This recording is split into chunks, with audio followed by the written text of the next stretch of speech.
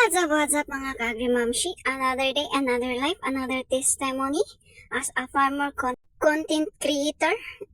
Katanya ngay with my hobby and we're going out sa taas. So ayan.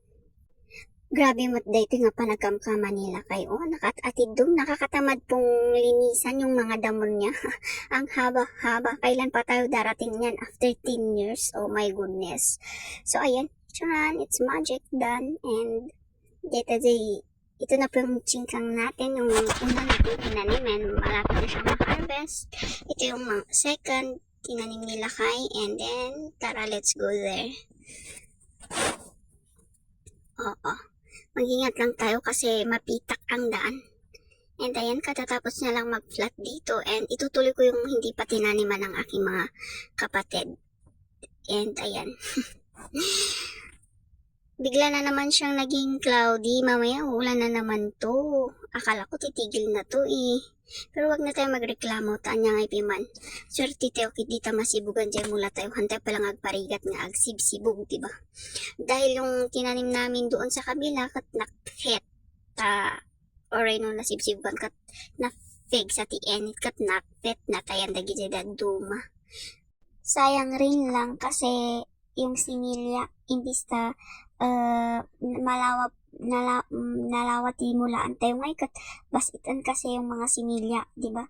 Apan tayo palang suksukatan dagi sinat natay. Kat day garud imbis na dadakalan niya kat malit iso na nga bakal, so tinanggal ko po muna yung bakdat ko and ayan, rain or shine.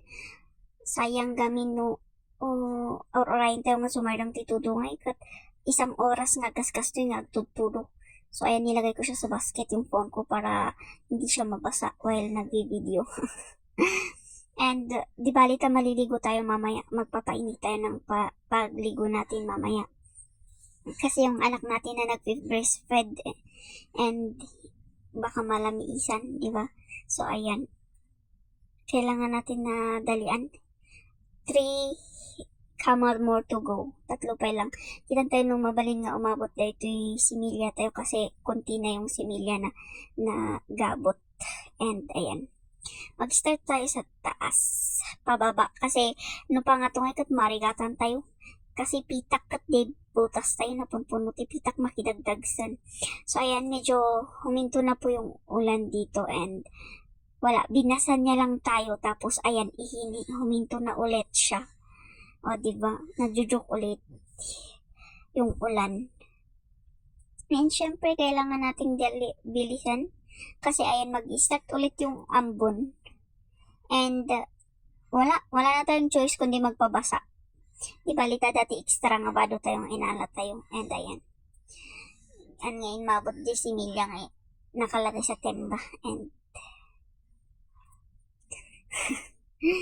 wala tayong selfie stick kasi kaya ganyan kung saan na lang natin nilalapag yung cellphone natin para lang makakuha ng video.